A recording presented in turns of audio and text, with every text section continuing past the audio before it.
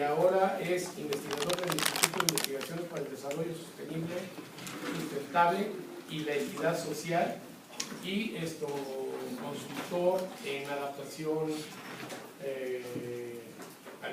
al cambio climático, ¿no?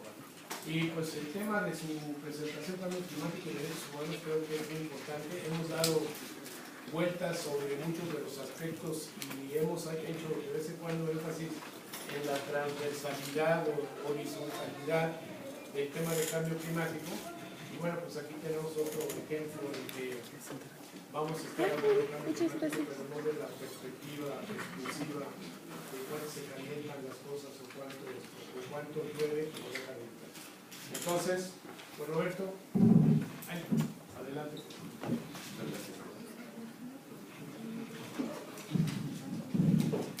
Hola, buenas tardes a todos.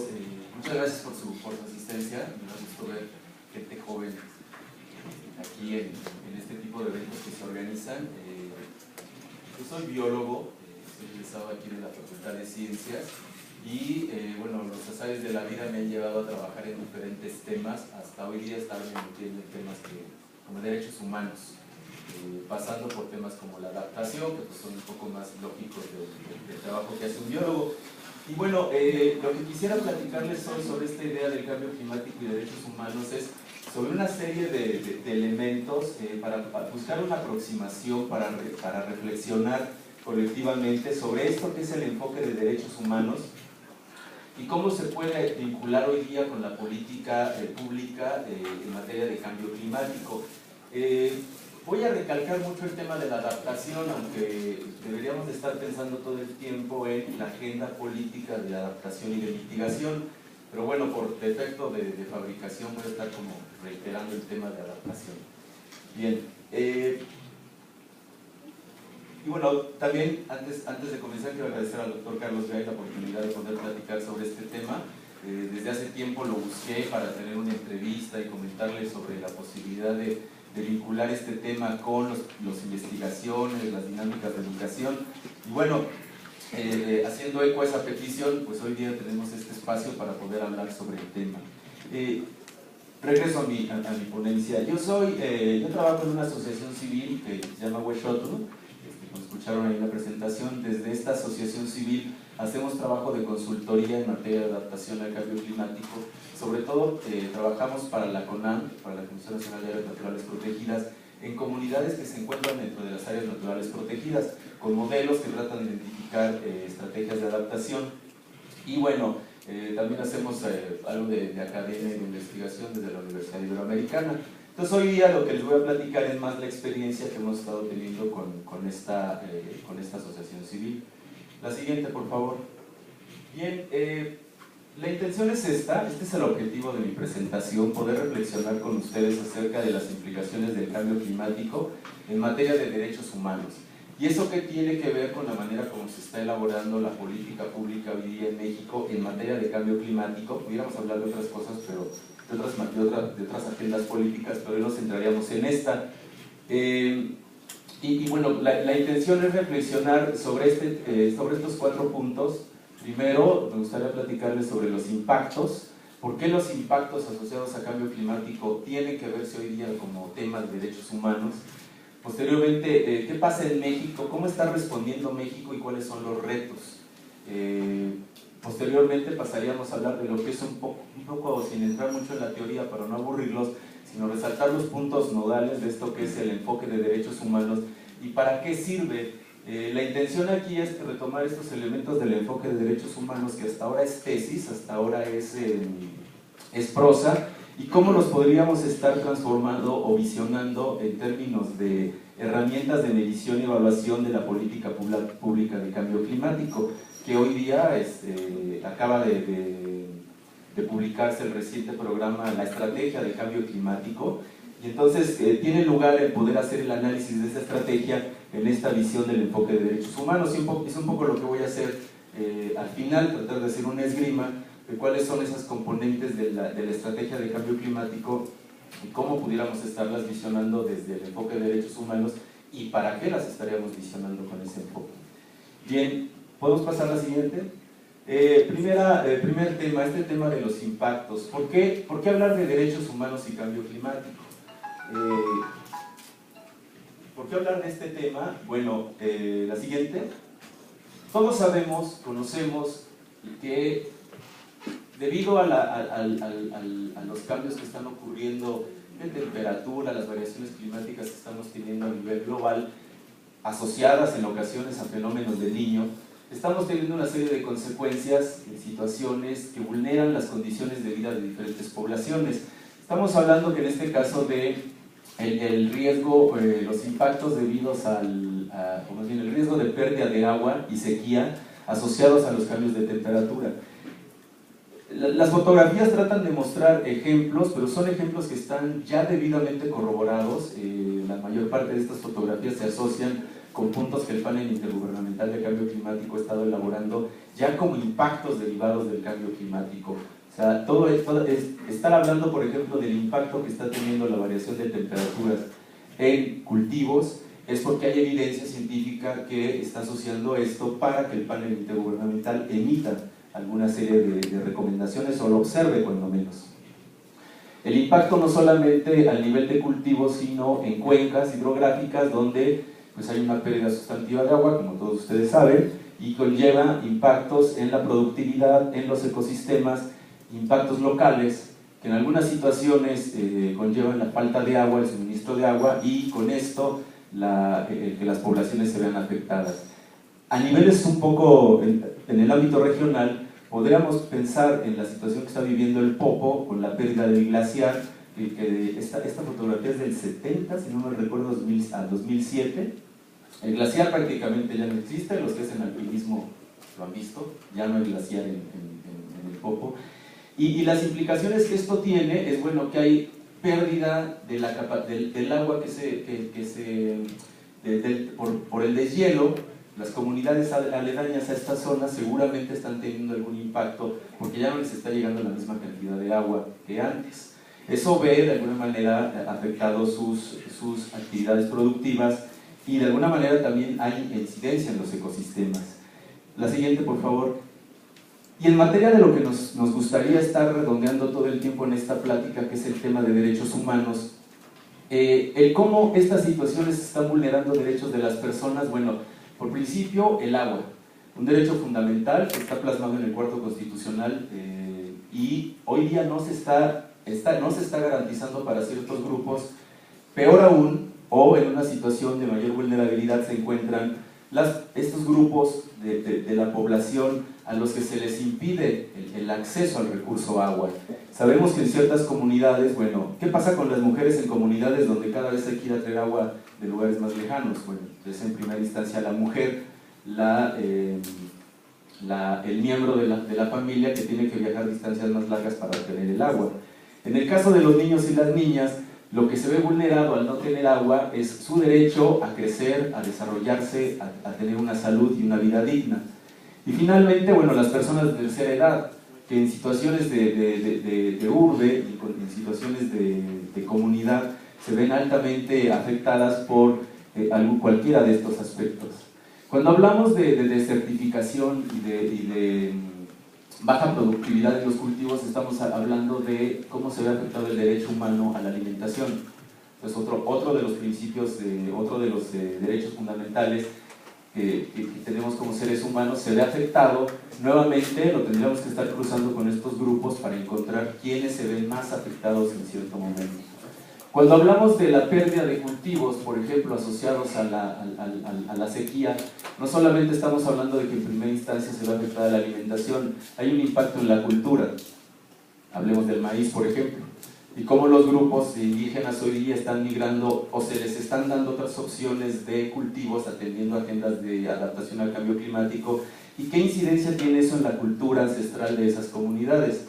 Generalmente pasa desapercibido, pero ahí está, como un tema que necesita ser atendido. Y bueno, el trabajo también como un tema de dejo de producir el campo, pierdo la oportunidad de trabajar en el lugar donde vivo y tengo que migrar.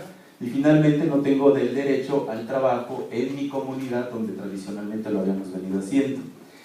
Vivienda digna, luz, aquí está puesto, porque No pasa en México, o al menos no está documentado, pero en ciertas comunidades andinas donde ha ocurrido el tema del deshielo, donde se ha perdido la capacidad de agua por el deshielo, las termoeléctricas han dejado de tener la capacidad de generar electricidad que antes tenían, y en cierto momento hay una afectación a las poblaciones que utilizaban la luz proveniente de esas hidroeléctricas. Y bueno, la intención es poder entender o poder empezar a captar cómo alrededor de cada uno de estos impactos podemos encontrar una familia de derechos humanos que se ven vulnerados o se ven deteriorados. La siguiente, por favor.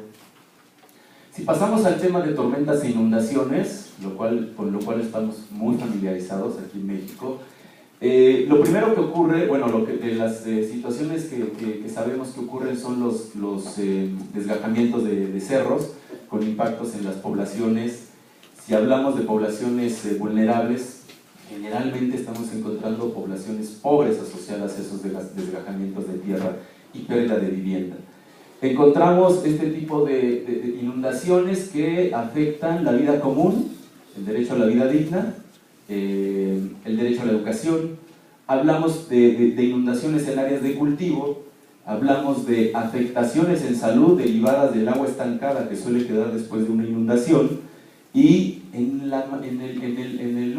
una de las consecuencias quizá graves debidas a las inundaciones es la migración. No está documentado en México, pero en países de Centroamérica ha ocurrido las migraciones de las personas debido a que las inundaciones los han dejado sin nada. La siguiente, por favor.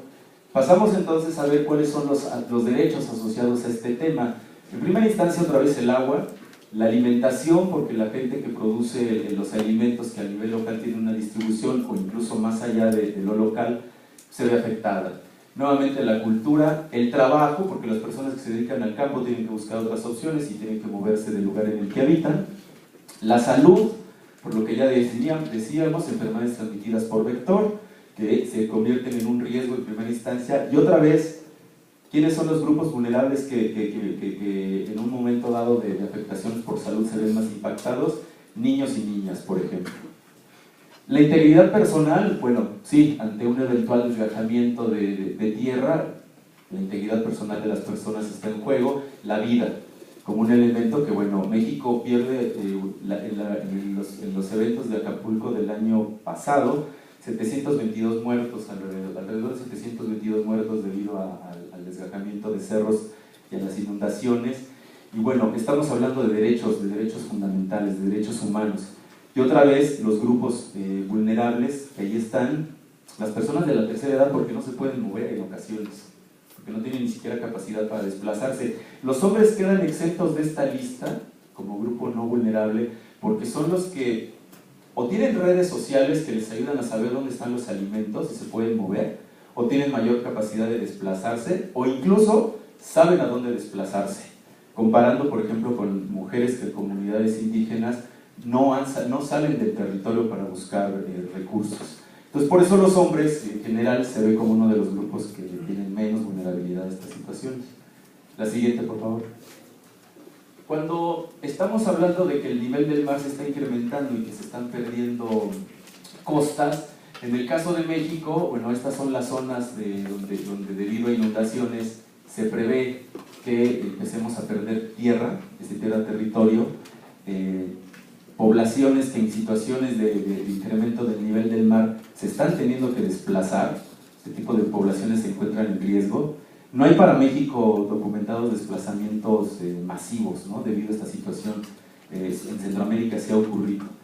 Y bueno, también cuando estamos teniendo estos incrementos del nivel del mar que están incidiendo en los ecosistemas marinos, el nivel del mar por su lado, y cuando hablamos de cómo los ecosistemas marinos en esta zona se ven afectados, es porque hay un sobrecalentamiento de las capas de agua, y entonces hay afectación en las cadenas tróficas esenciales, ¿no? Fitoplancton, para empezar, se ve deteriorado, y con ello pues toda la cadena trófica que conocemos. En estas condiciones y en este escenario de vulnerabilidad ante el incremento del nivel del mar y ecosistemas terrestres, lo que ocurre es otra vez, en primera instancia se pierde, quienes habitan en estas zonas pierden o ven reducido y limitado su derecho al agua, a la alimentación, a la salud y al trabajo. Y la salud, pues nuevamente en estas condiciones de inundación, agua encharcada, agua estancada, posibilidad de dengue, cólera, en fin. En términos de trabajo, el incremento que están teniendo los niveles de mar y la intrusión que tienen hacia el territorio en zonas de cultivos, bueno, pues afecta en primera instancia a quien se dedica a la agricultura o cualquiera de estas actividades. Incluso, bueno, una afectación a la biodiversidad, ¿no?, que se documenta en algunos casos. Todo ello, bueno, cuando hablamos de biodiversidad, en una visión compleja de los sistemas donde esto ocurre, estamos hablando de ecosistemas que se ven afectados, servicios ambientales de los cuales se provee la población que puede estar ahí viviendo de trabajo, de alimento, y bueno, hay un ciclo que entender cuando vemos todos estos derechos concatenados. La vivienda digna, bueno, pues sí, cuando el nivel del mar se incrementa, hay zonas de vivienda que se pierden o incluso tienen que convivir con los desplazamientos de agua, ¿no? Ocurre en Campeche, donde la gente vive con la marea, ¿no? Finalmente el tema de la cultura, otra vez, como un asunto vulnerado debido a la afectación que tienen las formas tradicionales de relación de las personas con la naturaleza, y entonces en qué medida eso está afectando su derecho, a una cultura ancestral, a factores de herencia, por ejemplo. Otra vez, grupos específicos que se pueden ver afectados en estas condiciones, indígenas. Y pues aquí empieza, de la información que existe, en este caso, con este factor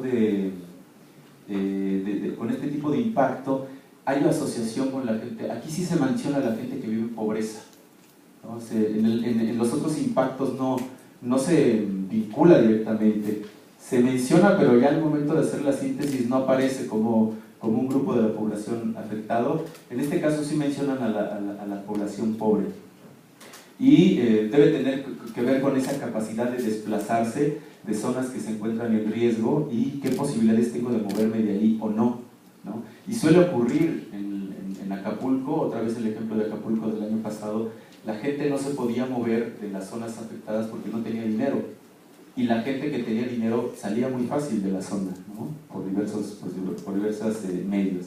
La siguiente, por favor. Bien, el tema de incendios tiene sentido como impacto debido a los incrementos históricos que están teniendo los incendios, no solamente en México, sino en toda Latinoamérica. La tendencia es, cada año tenemos más incendios, cada año hay más inversión en la prevención y control de incendios, y hoy día, por ejemplo, la CONAN destina una cantidad importante de recursos y de capacitación para el manejo de incendios en comunidades. O sea, el tema es relevante, y el tema trae una gran atención de la agenda, no solamente, bueno, una gran atención en términos económicos de la agenda política. Y bueno, en términos de afectaciones en la salud, un elemento que puede pasar desapercibido es en qué magnitud estamos emitiendo carbón a la atmósfera derivado de incendios, que puede tener afectaciones en la salud de las personas. La siguiente, por favor. En este caso, cuando hablamos de afectaciones en la salud, pues otra vez, los niños y las niñas, por tener un aparato respiratorio en desarrollo, resulta ser uno de los grupos más vulnerados. Imaginemos el impacto que puede tener esta situación en entornos urbanos, donde además de las partículas y el carbón proveniente de incendios, le sumamos el de las emisiones antropogénicas, ¿no? No sé si se acuerdan de México 1998, cuando tuvimos esta incidencia de incendios que estaban generándose en Centroamérica y impactaban en Ciudad de México, e incluso llegaban a Florida, ¿no? Las imágenes satelitales mostraban una imagen interesante, pues, impresionante, de cómo los incendios en Centroamérica llegaban, la pluma del carbón llegaba hasta la Florida. Y bueno, los enfermos crónicos en estas situaciones también ven vulnerado su derecho a la vida, su derecho a la salud. Estamos hablando de las personas que ya padecen asma, por ejemplo, o una bronquitis crónica, y que en este tipo de condiciones de exposición severa, bueno, pueden ver incrementado las afectaciones que tienen en salud. Y si estamos hablando de personas de la tercera edad que tienen alguna condición de este tipo, pues podemos pensar en una mortalidad exacerbada o debida o asociada a exposiciones de tipo de ambientes. Bueno, en el caso de incendios, otra vez, la vida, porque aquí lo que se cuenta son la vida de los bomberos que se pierden por la atención de incendios. En Estados Unidos son muchos los bomberos que mueren en la atención de incendios. El tema de salud, por lo que ya dije. El tema de alimentación, cuando estamos teniendo estos espacios mixtos donde hay bosque, cultivos, y entonces hay afectaciones a las comunidades que dependen de esto.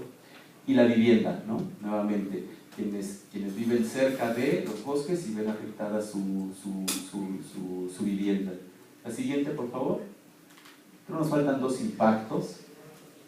El caso de las enfermedades transmitidas por vector, que bueno, es más una especie como de integración como impacto debido al cambio climático, porque hemos hablado ya de enfermedades transmitidas por vector. Y bueno, México se encuentra en la zona, en este caso esta es la zona de malaria, y México es uno de los países que se ven afectados, sobre todo en los trópicos, afectados por malaria, y en condiciones de incremento de temperatura, los casos debidos a malaria se exacerban, se incrementan. Otra de las condiciones que se están, o de las situaciones que se asocian con el incremento de temperatura, que a nivel global está ocurriendo, ustedes lo saben, vamos tendientes a temperaturas, incrementos de temperatura que están condicionando la supervivencia de los ecosistemas, y que en espacios urbanos nos llevan a situaciones de golpes de calor. Aquí en México no hay documentados casos de golpes de calor que induzcan muerte de personas, como sí los hubo en Francia, por ejemplo, hace un par de años. Pero el riesgo existe, y el riesgo se está, digamos, pronunciando y se está poniendo con mayúsculas para que sea atendido en términos de las agendas del cambio climático y sobre todo agendas urbanas. Asociado con este incremento de la temperatura, en las ciudades, como la de México, el fenómeno de formación de ozono, que antes lo asociábamos con las emisiones de antropogénicas, con emisiones de hidrocarburos y óxidos de nitrógeno derivadas de las fuentes vehiculares, las fuentes industriales, las fuentes domésticas, hoy día está encontrándose una relación entre ese incremento de la temperatura, una mayor radiación solar y los incrementos de ozono que están ocurriendo al nivel de piso, al nivel del suelo en las urbes. Entonces, por ejemplo, ¿cómo está incidiendo este cambio climático, este impacto climático en la formación de ozono en la Ciudad de México, que de por sí ya venía ocurriendo años atrás y que el gobierno ha tenido una serie de acciones que buscan reducir los niveles de los precursores de ozono, pero ahora, ante esta situación climática, podemos estar exacerbando esos niveles, esa formación de ozono, aun cuando hemos hecho bien la tarea de disminuir las emisiones de sus precursores, ¿no? Entonces aquí estamos hablando ya de algo que hace más compleja la gestión de calidad del aire hoy día en ciudades como México. La siguiente, por favor. Y bueno, si volvemos al tema de derechos, otra vez, el derecho a la salud, cuando estamos hablando del incremento de ozono en las manchas urbanas, en los conglomerados urbanos, estamos hablando de enfermedades obstructivas crónicas, estamos hablando de exacerbación en los casos de asma, y en México, en la Ciudad de México, cuando tenemos los incrementos de ozono, cuando tenemos precontingencias por ozono, los niños y las niñas son quienes más se ven afectados por estas situaciones, ¿no? Sobre todo si son niñas y niños que padecen asma, entonces tienen que recurrir al hospital, ¿no? En los hospitales de atención primaria de México, lo primero que se registra cuando hay precontingencias ambientales son ingresos por casos exacerbados de asma. Y bueno, por eso hablamos de enfermos crónicos, ¿no? De personas que ya padecen asma y entonces tienen una recurrencia. O incluso de personas sanas que son propensas a padecer asma debido a que viven en un ambiente contaminado por ozono. Bien, ¿qué pasa cuando tenemos estas situaciones de medio ambiente contaminado?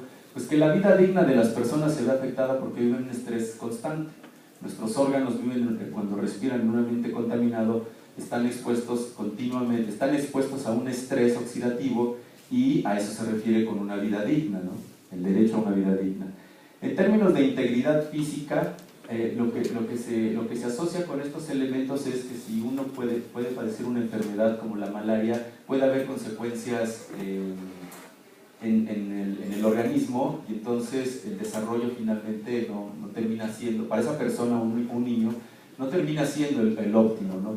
Hay afectaciones en la calidad de vida de las personas derivadas de este tipo de situaciones. Entonces otra vez estamos hablando de un conjunto de derechos que están concatenados, que se están relacionando. Cuando hablo de impactos a la salud, hablo de impacto en el derecho humano a la vida, derecho a la integridad física y finalmente una vida digna. No están aislados, ¿no? Siempre tienen una relación. La siguiente, por favor.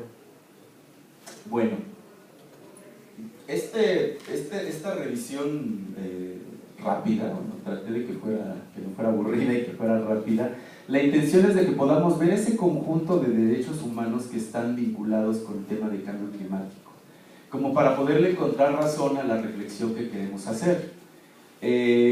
Para el IPCC, ya lo decía desde el año 2007, el cambio climático inducido por los seres humanos es una realidad, ¿no? O sea, entre comillas realidad, porque bueno, pues lo que interpretamos de nuestra relación con el entorno. Y cómo el cambio climático amenaza el disfrute de un amplio rango de los derechos humanos. Esto lo dice la oficina del alto mando de la Comisión de Derechos Humanos de las Naciones Unidas. O sea, dos visiones de la situación que está ocurriendo asociada al tema del cambio climático. Y son dos visiones que no necesariamente están dialogando hoy día, y que un poco la intención de revisar también estos temas es empujar esos diálogos. O sea, cómo el tema del cambio climático debiera de estarnos empujando hacia agendas políticas de disfrute al derecho humano a un ambiente sano, ¿no? La siguiente, por favor. Este punto es interesante para pasar a ver, bueno, qué está ocurriendo en México ante una situación como la que ya explicamos en términos de cambio climático y afectación a derechos humanos. ¿Qué está pasando en México? Bueno, la información vía redes sociales, vía sistemas de información geográfica, hoy día está teniendo un auge, desde luego, como lo saben. Hoy día podemos encontrar este sistema de información geográfica. La idea es de Joan Martínez Alier, seguramente lo conocen muchos de ustedes, investigador, un economista catalán que trabaja temas de economía ecológica. Yo recuerdo que en algún congreso donde coincidí con él en Ecuador y supo que yo era mexicano, lo primero que me dijo es: me gustaría que tú te encargaras, o tú y más gente se encargaran de recapitular todos los casos de conflictos ambientales que hay en México. O sea, yo tengo todos los de mineras, pero faltan muchos. A mí me sonó, qué interesante, ¿no? Le interesa que se documente ese trabajo, qué bueno. Eso fue en el año 2004 y el año pasado lanzó públicamente este espacio electrónico que lo que hace es poner las denuncias que en diferentes materias están ocurriendo en toda América Latina. O sea, para esto le servía la información al señor en aquel momento y yo no le mandé ningún caso, ¿no? Pero seguramente alguien le hizo caso o tenía mucha información. Y aquí está documentando sobre todo casos de mineras, ¿no?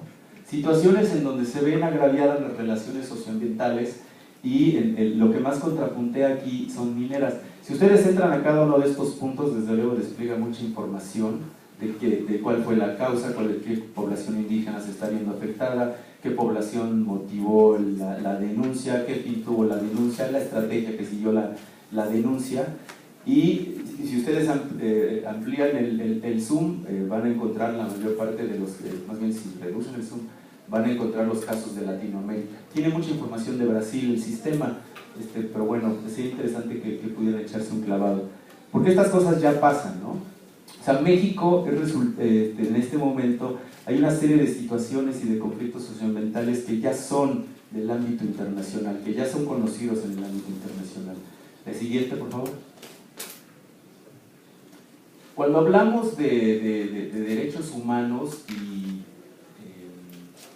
en qué medida estos están teniendo una relevancia hoy día en la vida de los países, tenemos que revisar cuál ha sido la historia de esos compromisos que a nivel internacional se han adquirido. Como ustedes saben, México tiene una cantidad importante de protocolos, de acuerdos, de tratados firmados. En este caso, nada más quise poner como ejemplo el protocolo de San Salvador, que desde 1988 se estableció, se firmó por México Y bueno, la intención de estos tratados es de coadyuvar a las instancias gubernamentales a posicionar esos temas que en materia de derechos humanos le cuestan trabajo.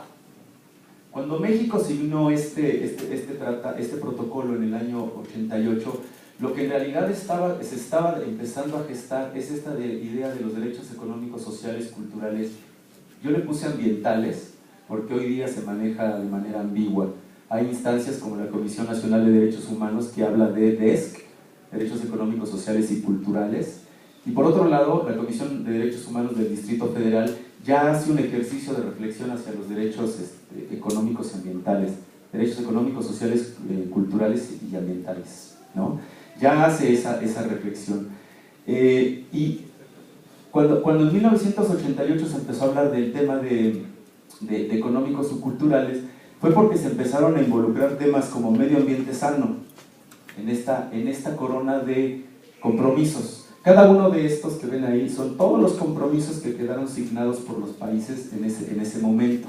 Podemos encontrar todos esos derechos que en la primera parte de la presentación veíamos vulnerados cuando estamos hablando de cambio climático. Hablábamos de cultura, hablábamos de salud, acá está salud, medio ambiente sano, alimentación. Hay otros, por ejemplo, de no discriminación, que en un momento dado pueden interpretarse más en la esfera de los derechos políticos y civiles. Sin embargo, si buscamos otra vez ese bucle de relaciones entre derechos humanos, nos podemos encontrar que una política pública que atiende temas de alimentación, por ejemplo, si no es bien llevada, si tiene alguna componente que no sea visionada en el momento del diseño, puede estar generando situaciones de discriminación. Otra vez los grupos vulnerables que veíamos hace rato, personas de la tercera edad que simplemente por no estar en la red social que se ve involucrada con un programa de asistencia, por ejemplo, en materia de alimentación, no le va a llegar esa asistencia del gobierno, ¿sí? Entonces aquí la idea es poder ver cómo hay una múltiple, es una gran lista de puntos los que se firman, los que se acuerdan cuando se celebran protocolos.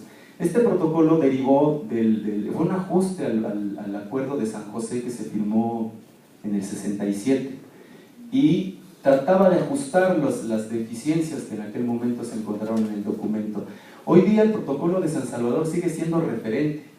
La Red de Derechos de la Infancia, que aboga por que en México se cumplan, se observen, se vigilen los derechos de los niños y las niñas, alude constantemente al protocolo de San Salvador para sustentar sus iniciativas. Entonces, bueno, esto digamos, lo que quiero explicar con este protocolo es que existe una gran estructura organizacional en torno al tema de derechos humanos, que tiene como dos niveles. La siguiente, por favor. Tiene que verse desde el nivel universal. Hay un sistema universal de derechos humanos, obviamente dirigido por la ONU, y hay un sistema interamericano de derechos humanos, desde los cuales se derivan una serie de protocolos y que en ciertas instancias, en ciertos momentos son órganos a los que la ciudadanía puede recurrir cuando el gobierno de su país no satisface de manera adecuada el cumplimiento de los derechos humanos. De eso podemos hablar un poco más adelante. Esta lámina, por ejemplo, que trata como de sintetizar lo que dice la Convención de los Derechos del Niño, todavía no dice de la niña. Hoy día se está pugnando porque la convención sea incluyente y hable de los niños y las niñas. Es que por como está redactada, no incluye a las niñas. Entonces, esta red que les mencionaba, la Red de Derechos por la Infancia en México, es de las instancias que están pugnando porque se ha reconocido también el derecho de las niñas. Parece obvio, ¿no? Parecería obvio, pero no. Cuando uno revisa situaciones donde implica el que sea una niña, es relevante que esté considerado. Por eso trabajan en eso. Y bueno, de los derechos, en la Convención de los niños, lo que está señalado es que los niños tienen derechos, por ejemplo, a la educación, al descanso, a la libertad, a la salud, a la libertad, a la libertad de algo, al acceso a la protección, una serie de principios que tienen que ver con la protección. Y bueno, otra vez, si nosotros nos referimos al tema de cambio climático y modificaciones al ambiente, estamos hablando de cómo, en primera instancia, se ve afectada la salud de los niños y las niñas, ¿no? En segunda instancia, si la situación climática conlleva la depauperización de la ciudad, el niño no puede ir a la escuela y se ve vulnerado su derecho a la educación durante un buen tiempo. Si la situación implica, bueno, podríamos exagerar con el tema de la libertad, pero bueno, dejémoslo por ahí por ahora. Pero la idea es esa, ¿no? ¿Cómo podemos ir concatenando derechos a partir de que existen estas convenciones? La siguiente, por favor. Y bueno, dado este andamiaje institucional, esta estructura organizacional que existe para proteger derechos humanos en Latinoamérica, ¿qué ha pasado en México? ¿No? Decíamos, el apartado es hablar de México, las respuestas y los retos. Solamente ha ocurrido una evaluación a través de un examen periódico universal que lo elabora esta oficina en la ONU, a través del Consejo de Derechos Humanos. Se hace un examen periódico universal, se hace cada 4 años con la intención de observar a los países la situación de cada uno de los derechos humanos, por ejemplo, los que están en ese protocolo de San Salvador que vimos. Y en el caso de medio ambiente, en los dos exámenes que se han hecho, en el de 2009 y en el de 2013, México ha tenido estas recomendaciones. Es un sinfín de recomendaciones las que emite esta oficina, y en el caso de la recomendación número 77, se le observaba a México, al Estado, la necesidad de establecer medidas para garantizar el derecho de los pueblos indígenas u otras comunidades marginadas por el desarrollo económico, de planificación de proyectos y ser consultados de manera adecuada y justa. Aquí estamos hablando de presas. En ese momento histórico el tema era presas, y seguramente se acuerdan de la Parota, ¿no? Ahí estaba, y fue uno de los temas que dieron lugar a la recomendación número 77. Digamos que en este periodo de tiempo, lo que se obliga al Estado mexicano, así se dice en el lenguaje, ¿no? Lo que se obliga, a lo que se debería haber obligado, es a garantizar los derechos económicos, sociales, culturales y ambientales en una visión de protección universal de los derechos humanos. Esa protección universal es esa cadena de principios que veíamos asociados al protocolo de San Salvador, por ejemplo, en donde lo que tiene que garantizar el Estado es la protección universal, ¿no?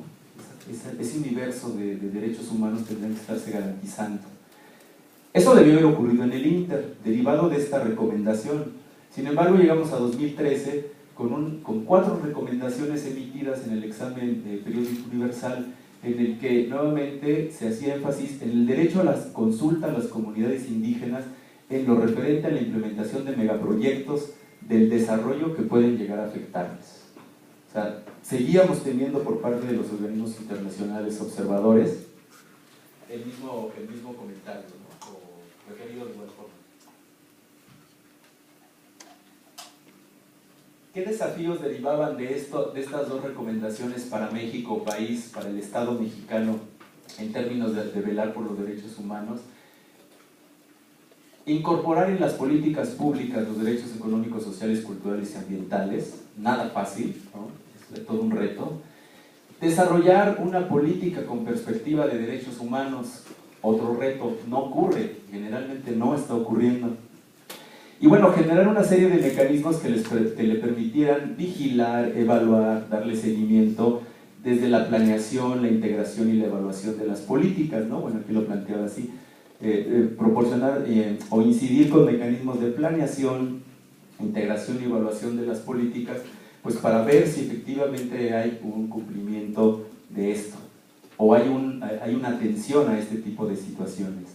Bien, estamos hablando del año 2013, un examen periódico universal que no es nada viejo, tiene meses de haber llegado, y en ese espacio histórico en el que México responde y tiene retos para incorporar el tema de derechos humanos en su agenda, todavía no estamos hablando o no hacemos énfasis en derechos humanos ambientales, hacemos énfasis en derechos humanos solamente, en toda esa corona que hemos visto. La siguiente, por favor. En este escenario de retos, bueno,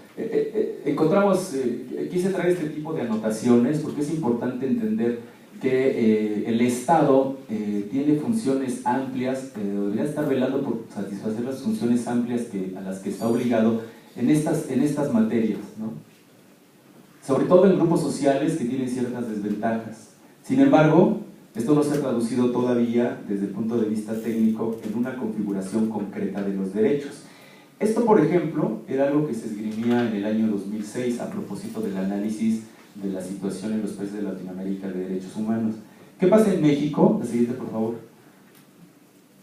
En México, bueno, seguramente todos los que están aquí, que fueron a la prepa y llevaron clase de pensamiento positivo mexicano, se acordarán que nos hacían aprendernos las garantías individuales de memoria. Y nos recitábamos las garantías individuales y quién sabe para qué servían, pero nos las aprendíamos de memoria. Bueno, eso ya no existe en la Constitución mexicana, ¿no?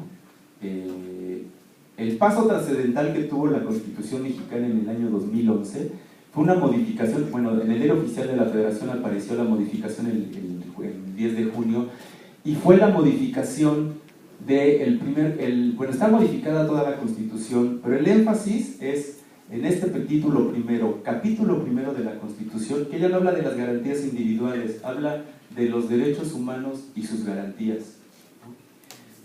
Toda esa situación que he platicado sobre el cómo a lo largo de los años hay una estructura organizacional que vela porque se cumplan los derechos humanos en las naciones, podría pensarse que alcanza eco y tiene éxito en México cuando ocurre esto en el año 2011, ¿no? Derivado de esto, bueno, deben ocurrir muchas cosas, pero no están ocurriendo. ¿Qué debería de estar ocurriendo? En primera instancia, el que todos nosotros ya no somos objetos, somos sujetos de derecho. Eso implica que el gobierno tiene y debe garantizar, respetar que ese derecho humano que tenemos nosotros como personas sea, ¿de acuerdo? ¿Cómo se le puede hacer para que eso ocurra? En un país, históricamente, está condicionado por situaciones de asistencialismo.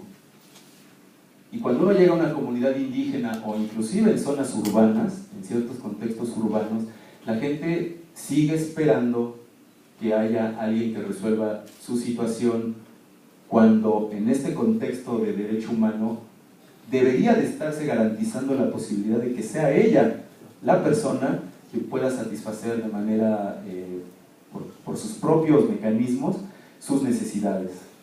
Entonces, el camino es largo, pero la intención es irle dando herramientas a ese camino para abonarle. Bueno, con esta modificación, lo que sucede es esto: hay un reconocimiento pleno a la denominación de los derechos humanos, la denominación universal de los derechos humanos, de los derechos humanos básicos de las personas.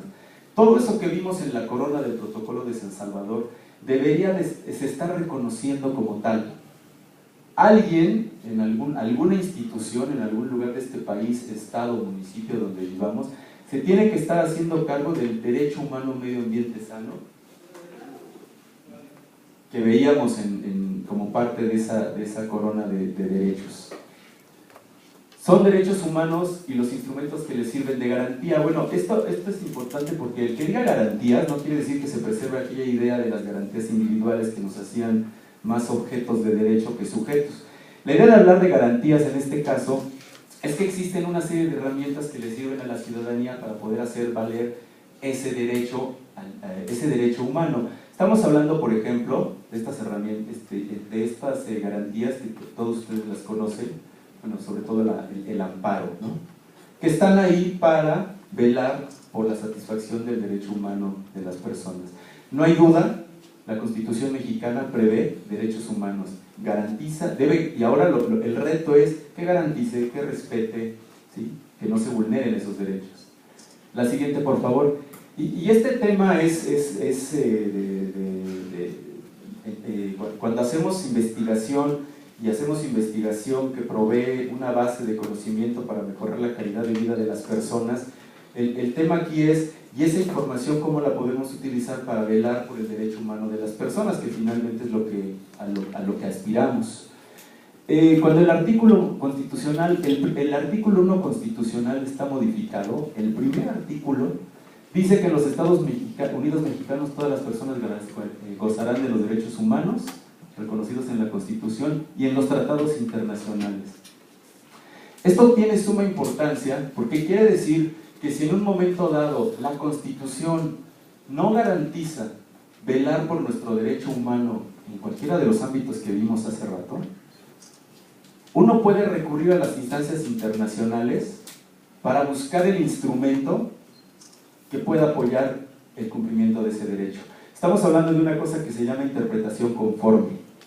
Cuando los abogados en materia de derecho ambiental buscan otros mecanismos fuera de México que le permitan atender ciertas denuncias, que en el ámbito de la justicia mexicana pueden estar rebasadas porque simplemente no están contenidas en algún estatuto, en alguna constitución política, ¿sí? Y otra de las cosas que ocurre con este derecho humano que vale la pena resaltar es que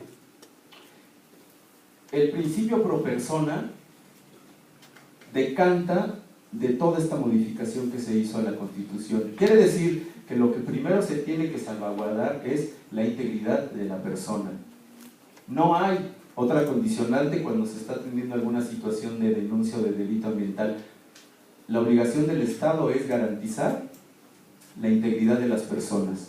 Y a eso se refiere la Constitución cuando habla del principio pro persona. Bueno, no lo dice la Constitución, es una interpretación que se hace de la manera como está redactada. Y por ejemplo dice, favoreciendo en todo tiempo a las personas la protección más amplia. Esta redacción alude al principio pro persona. Y quiere decir que si en un momento dado yo como ciudadano estoy anteponiendo una denuncia o una situación de controversia y la norma mexicana no me da para proteger y garantizar mis derechos humanos de salud, de medio ambiente, de trabajo, la que quieran, puedo recurrir a algún otro instrumento normativo de algún otro país, de los que han signado esos tratados y acuerdos, y puedo recurrir a él para hacer valer mi derecho como ser humano y que garanticen mis derechos humanos. Este tipo de aspectos es lo que la modificación constitucional nos da hoy día y que es importante que cuando estamos conociendo temas que en materia de medio ambiente nos interesan, podamos conocer qué hacer en caso de que ese derecho al medio ambiente se pueda ver vulnerado o afectado. Bueno, la siguiente por favor. En términos de lo que a mí me interesa platicar hoy con ustedes, no es ese enfoque de la denuncia, no es el enfoque de la atención a situaciones que ya están afectando los derechos humanos de las personas. Podemos pensar en una hidroeléctrica que se construyó sin consultar a la población y que entonces está motivando que hoy día haya todo un proceso de denuncia. No es por ahí donde me interesa enfocarme a la revisión del tema de derechos humanos.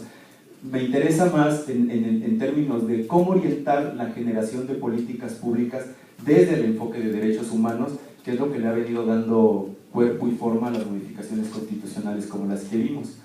Los derechos pueden brindar un marco conceptual que guíe su formulación e implementación. Y entonces hay que tocar la puerta, hay que revisar cómo se está elaborando la política pública y hay que proponer cómo en materia de derechos humanos puede garantizar ciertos aspectos que nos interesan. La siguiente, por favor. La siguiente. El enfoque de derechos humanos es a partir de la interpretación que va teniendo toda esta celebración de acuerdos, toda esta elaboración de protocolos que definen lineamientos, estrategias a cumplir por los países. El enfoque de derechos humanos lo que trata de encontrar, bueno, cuál es la lógica que tienen esos planteamientos y cómo el tener mecanismos que nos permitan llevarlos a la práctica. Porque si vieron ese gran listado del protocolo de San Salvador, parecen, si ustedes revisan el protocolo de San Salvador, cada uno de esos puntos que veíamos en la corona, que son lineamientos, como lineamientos de derecho humano, están explicados por sí solos, pero no se integran. Si uno lee el derecho a la salud, el derecho al medio ambiente sano, y no alcanzan a tener una integración. La idea del enfoque de derechos humanos es poder hacer eso. Es un ejercicio, es una esgrima verbal que lo que intenta hacer es encontrar las concordancias entre estos tratados, entre estos principios y poder materializarlos. Bueno, tiene una intención muy clara el poder hacer esto, o sea, hasta dónde En una definición de políticas públicas podemos reconocer límites y capacidades de los gobiernos para llevar a cabo acciones, programas. Materializa los derechos civiles, políticos, económicos, sociales y culturales. El esfuerzo